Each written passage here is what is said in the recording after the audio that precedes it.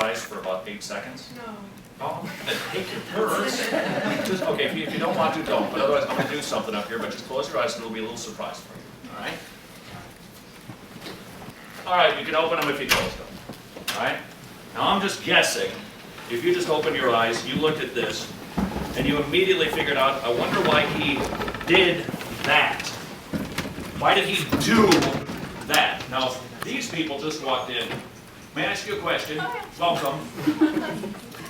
Do you notice these things right here? Yes. How do you suppose they got there? You probably put them there. Probably put them there. Here you go. 8 DVDs, of which we'd like to give you all a copy when you go tonight. 8 DVDs lined up in a row, and intuitively we go, boing, somebody put them there. We just know it. How do you know that God exists? First of all, ready for this one, you know it. You just know it. There is something inside of you that actually knows that God exists. I really don't have to prove it to you. The reason that you don't believe in God is that you actually suppress the obvious truth in unrighteousness. In other words, you squash the knowledge that God exists so you can live whatever way you want to. Because this is so obvious. A child would walk in here and realize somebody did this. Now, Psalm 19 says, the heavens declare the glory of God. Day after day they speak without saying a word. How do you know that God exists? Look at the creation. You know there's a creator. I could not convince you for my life that this building happened by itself. And this building is not as intricate as your eye, which has about 100 million little connective cells right behind the retina alone. The building was made by a builder. You've never met the architect. You've never met the builder. But you know there's a builder because there's a building. How do you know there's a creator? Because there is a creation. That does not answer the question, who is the creator? But you know that there is one. This demonstration proves it. All right. I'd like to say one thing before I ask the question. Well, first of all, I don't know how any of that has to do with the historical evidence for the resurrection. I didn't get to the resurrection. This was simply, how do you know God exists? Okay, well, yeah. Irrefutable proof that God exists is stuff, organized or I otherwise. have some questions because I don't really see that as irrefutable proof, Todd. All right. I mean, firstly, you're looking at these DVDs on the ground, and you're saying there's order and complexity here. How could this order and complexity get here without an orderer, without a complexifier? And so basically you're saying, I don't know how it got here, ergo, magic. God did it. That's called the God of the gaps argument. Because you don't know how something happened, you say God did it. Thousands of years ago, we didn't know how the weather worked. It was Odin up in the clouds, or it was angels bowling. Then we learned about the Coriolis effect, weather. Just because you don't know how something happens, doesn't mean you can take your best guess and put it there. Secondly, Can I just respond to that real quick? Yeah, sure, All right, absolutely. let's go back and forth. yeah. Okay. Somebody brought some Bibles tonight. Okay? This is not God of the gaps. All right? This is not. This is logical. That's all. You look at this and you go, well, the publisher did this. You don't think this happened randomly. It's simple. It is so basic, a child gets it. If there is order, there must be an orderer. Let's camp on evolution for a minute, because that's kind of where we're at right now. Sure, yeah. Creation isn't God of the gaps, okay? If there is a gape anywhere, in my estimation, it's evolution. Where did the stuff come from? Where did the laws come from? By the way, you mentioned science. It was Christians who really started science, and every time you do an experiment on this campus, you are admitting God exists. Why? Because if God does not exist, there will never be a consistent outcome to any scientific experiment. Science, which means knowledge, predicated on the existence of God. The early scientists who would say, because God is orderly, we can go about examining the creation, and we will then figure out how God does it. We will think God's thoughts after him. And so it's simple. Science actually proves that God exists, because if there weren't a God, an objective truth giver, science would be worthless. None of this would happen consistently. All right, you want to jump in? You were first, young man. Well, I mean, this is a little different from what I was going to say before. What you define as God is like the laws of physics and science. That's what you say. The whole like, take a breath in, you try to like speak against God, you're using God against yourself or something. A lot of scientists kind of think like that. They call God like nature. That's what Einstein did. That's how they described it. Why do you think that Jesus, as a person, as a man, existed and was this God that you talk about? Because you're making this huge leap from laws of physics exist to Jesus, the Son of God. Fair enough. It's a And good catch. that's kind of, No, that's a great catch. and please answer the question, don't change it, don't put more DVDs in the ground. That doesn't do anything. I was only supporting the statement God exists. How's about this? A got it. This proves a God exists. Or does it prove that something exists? I'll go with that. But it's something that's smarter, that's greater, that's higher. Right on. They reorder matter, they don't create matter. Right. You can call them creators, but they're really, See, you and I both have the same problem, and Ryan, this will kind of answer your question. We kind of have the same problem. Okay, we got a lot of stuff. Where did it come from? stuff, you've never answered that question. I have. You have. God spoke it into existence. No, It's your 624 That hours. is the basic theory. Okay, that's my explanation, all right? And science can't answer that question as to where it came from. Okay, right, science can't answer the question. So I'm gonna try to rock your world even more. Where did the stuff come from? You don't know. Where did the laws come from? Why are they consistent? You don't know. Where did the energy come from? You don't know. We do know. Where did the space come from? But we know where the energy and where the space came from. Where did they come from?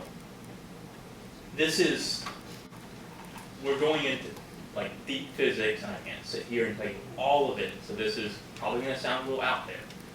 But the basic idea that modern physicists use to explain where the Big Bang came from is that originally there was nothingness. And when you have nothingness, nothingness is inherently unstable. No, nothing is nothing. Nothing is nothing, but nothing is unstable. No, And nothing, through the nothing can't be unstable, stable, it's not. let me finish. All right. Through the unstableness of this nothingness, an energy differentiation was created, and that Einstein E equals mc squared energy turns into matter. When we have a nuclear reaction that we generate much of our power off of, we're actually taking matter and we're converting it to energy. And But that from is, that's where did the that energy come from? ball. Where did the E equals MC squared come from? Where did the space come from? You haven't explained Where did the anything. time come from? I'll try to, it's basically this. Evolution says nothing created everything That's what you said. out of nothing, right? No, that's Wait, that's astrophysics. Yeah. I'm sorry? That's astrophysics, man. Tell me where I got it wrong. You say nothing became something, blew up and became an organized everything. Evolution. You're confusing evolution with astrophysics. You can talk about cosmic evolution. I guess. We're talking about biological evolution or not. I don't think it is. Let's keep this, actually, let's just keep it kind of simple, okay? All right? You say that nothing became everything, and with a lot of energy, it became organized into what we see today. Is that fair? I don't think I ever said that. I mean, again, You think that's fair? we're trying to simplify, I'm actually going here. I understand. We're trying to My talk about position quantum physics. is that an eternally existent being created everything out of nothing. And that's my somehow position. better than the universe creating itself out of nothing? So how Nothing you- can create anything out of anything. But God just created something out of nothing when he made That's the because universe. he has the power to do it. So You the just said universe can have why can't the universe be the initial cause? Because there is no universe, it's nothing. Nothing is nothing. See, sometimes we But- tend to think nothing is But something out is there. nothing In a something? box. Nothing And- is nothing. And that's a question that Like scientists rocks do get into. It's nothing. All right, we're kind of going around in circles here. Let's Okay. make a couple comments. All right, we're trying to break it down here. Again, I've noticed several times, you keep bringing up, where did it happen? Where did it come from? Again, this is, by definition, God of the gaps. When you say, We both have a gap.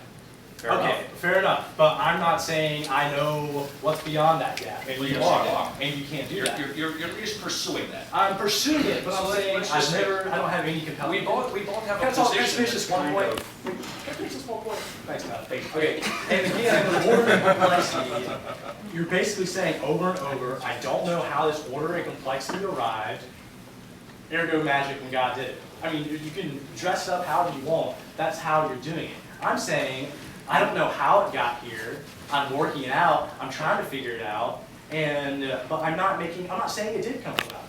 I'm not saying it came from God. All I'm saying is, there's not enough evidence to make that conclusion. And then even when you get into, before the Big Bang, you start talking about time and causality and existence and non-existence, if you're not sitting here with calculus formations, calculus formulas and calculus problems on the board, then you're simplifying things to the point of where it's impossible to really understand it. Okay, and that's all I'm saying. And so. Forgive me for simplifying, and I'm actually going to answer your question, all right? All right? Basically, my understanding is, for the folks here who don't believe in the existence of God, you believe nothing became everything. I believe that an eternally existent being created everything. Okay? That's where we are. Now, the question that you had, and it's a good one, how do I then jump to Jesus? All right. As I look at the creation, I'm making some assumptions about it. It's beautiful. I think this creator might be beautiful. It's intricate, he's smart. It's big, he's going to be huge. We communicate, does this God communicate?